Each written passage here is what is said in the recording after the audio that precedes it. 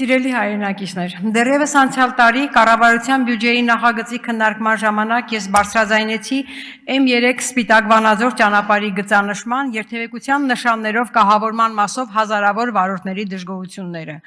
Այնուհետև նույն խնդրի վերաբերյալ արդեն գրավոր հարցում ուղարկեցի տկենին, որին ի պատասխան ստացել եմ հետևյալ գրությունը. Հարգելի Տիկին Գյուլեգյան, ձեր հիշյալ գրության բարձրացված խնդրին լուծում տալու նպատակով Ճանապարհային դեպարտամենտ հիմնադրամի մասնագետների կողմից տեղում կատարվել են ուսումնասիրություններ, որի արդյունքում պարզվել է, որ հիշյալ ճանապարհահատվածում անհրաժեշտ է իրականացնել երթևեկության կազմակերպման փոփոխություններ, մասնավորապես եւ կոնկրետ լուծման առաջարկ։ Չմանրացնեմ։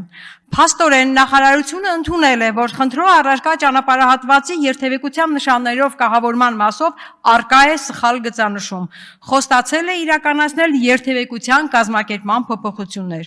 Խոստացել են սխալն ուղղել, բայց երբ կլուծեն, չի նշվել։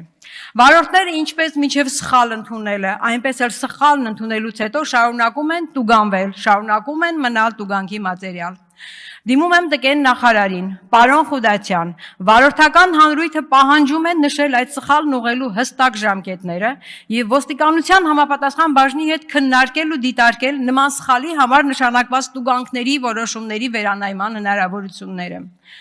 Նույն վիճակն է նաև վերին պտղնի 4-րդ փողոցի բնակելի տների դպրոցահասակ երեխաներին անվտանգ դպրոց հասցնելու նպատակով համապատասխան տրանսպորտային միջոց հատկացնելու հարցը մարզային կամ համայնքային ծրագրերի շրջանակներում կարգավորելու տարբերակը։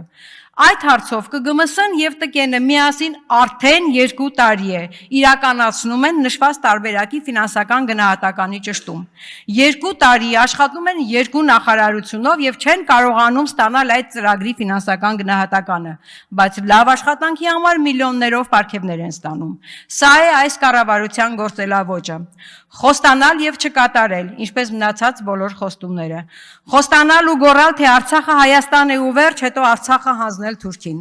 Խոստանալ ու գոռալ, թե Հայաստանը ժողովրդավարության բաստիոն է, բայց երկիրը տանել դեպի բռնապետություն, խմբագրել ընտրությունների արդյունքները բռնապետիկի կապրիզով։ Խոստանալ ու գոռալ, թե երկիրը դարձրել են օրենքի գերակայության երկիր, բայց ամեն օր ոտնահարել մայր օրենքը սահմանադրությունը։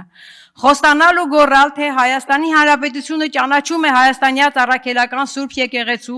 որպես ազգային եկեղեցու բացառիկ առաքելությունը հայ ժողովրդի հոգևոր կյանքում եւ ամեն օր հոխորտալու հարձակվել նրա վրա։